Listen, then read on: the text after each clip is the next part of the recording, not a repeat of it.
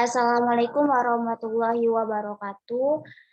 Izin memperkenalkan diri, nama Vera MPM 1911060310, kelas Biologi E, dosen Ibu Nubato Widiati HK MPD. Di sini Vera akan menjelaskan tentang literasi, asesmen, dan analisis pokok uji.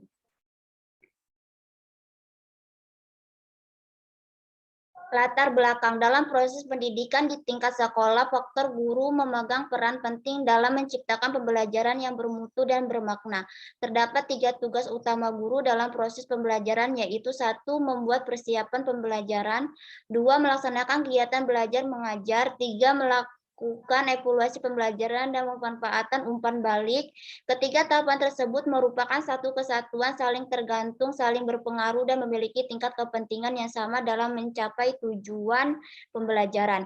Evaluasi merupakan komponen penting dari proses pembelajaran dan telah ditetapkan standar nasional tentang tuntunan bahwa guru harus memiliki kemampuan dalam mengevaluasi siswa.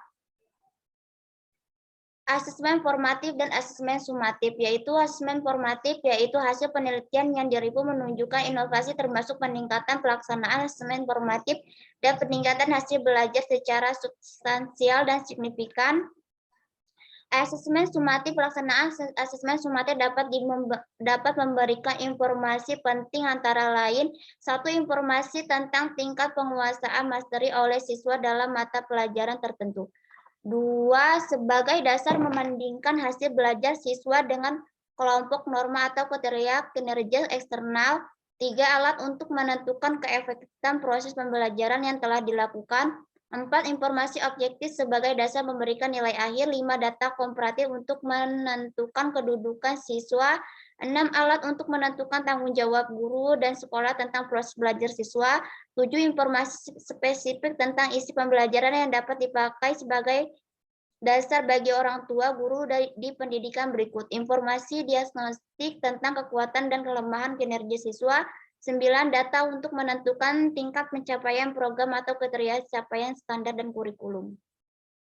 Selanjutnya yaitu literasi asesmen. Literasi asesmen merupakan kemampuan dalam memahami prinsip-prinsip dasar asesmen yang berkualitas dan bertindak sesuai tujuan pembelajaran yang dirancang dengan mengupayakan penggunaan yang seimbang berbagai asesmen alternatif.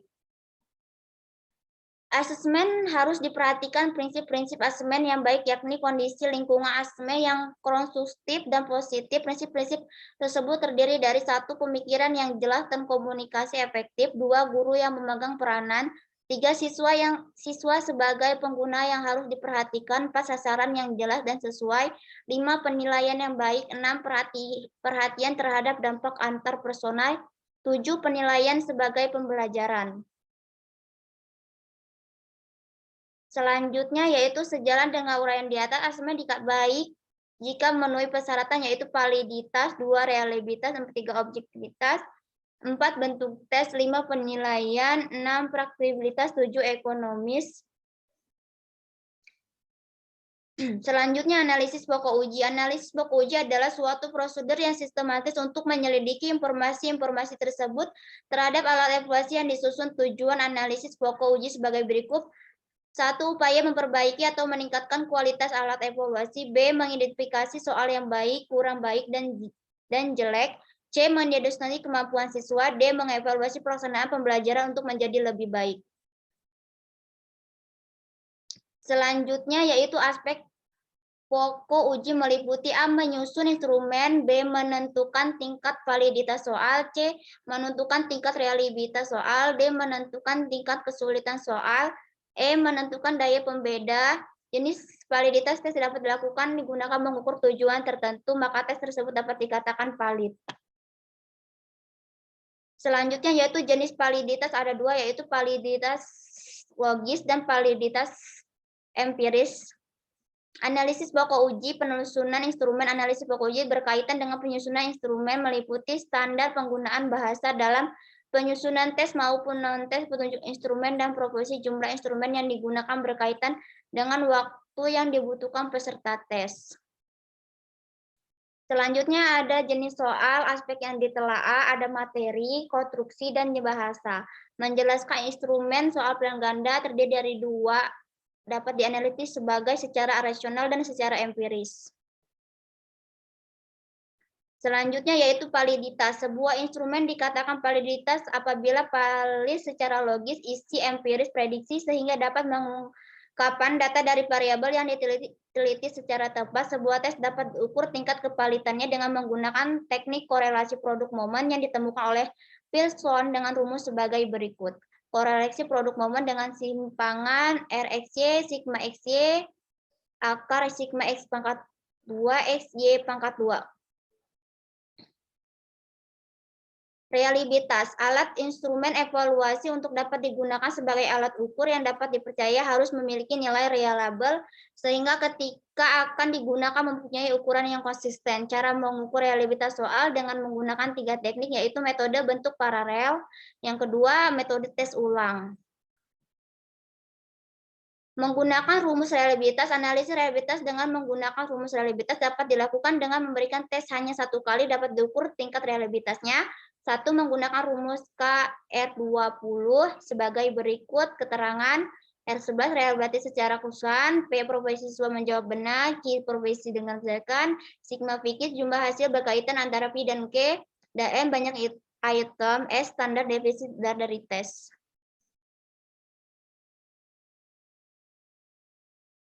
Tingkat kesulitan. Tingkat kesulitan biasa digunakan untuk menganalisa soal jenis objektif. Soal yang baik adalah soal yang tidak terlalu mudah dan tidak terlalu sulit. Soal yang terlalu mudah akan menyebabkan peserta didik tidak dapat merangsang berpikir tingkat tinggi, sedangkan soal yang terlalu sulit menyebabkan siswa berputus asa.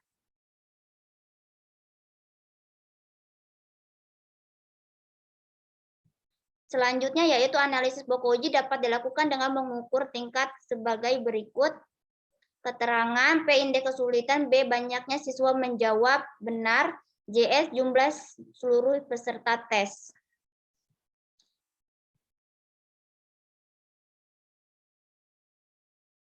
Daya pembeda. Analisis Bokoji objektif bisa multi choice dapat dilakukan dengan mengukur daya pembeda soal. Tahapan awal dalam pengukuran daya pembeda dengan cara menentukan kelompok atas upper group dan kelompok bawah atau lower group dengan mengacu pada nilai yang diperoleh berdasarkan tes.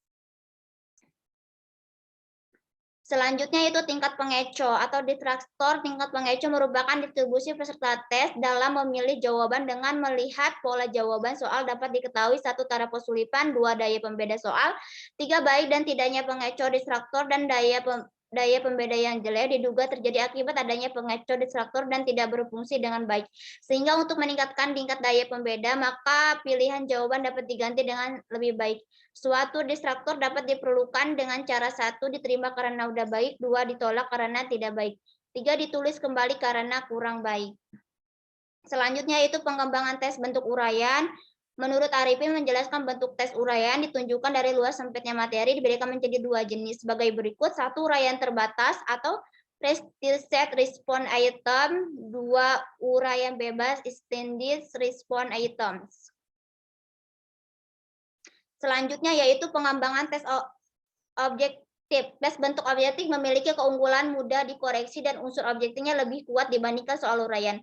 Sehingga siapapun yang mengoreksi maka akan sama hasilnya. Pengembangan teknologi juga ikut membantu penilaian tes objektif dalam sistem komputerisasi sehingga aplikasinya sering digunakan misalkan tes seleksi perguruan tinggi, tes TOEFL, dan tes CPNS. Sekian, terima kasih presentasi dari saya. Kurang lebihnya saya mohon maaf dan maklum. Saya akhiri. Wabillahi taufiq wal hidayah. Wassalamualaikum warahmatullahi wabarakatuh.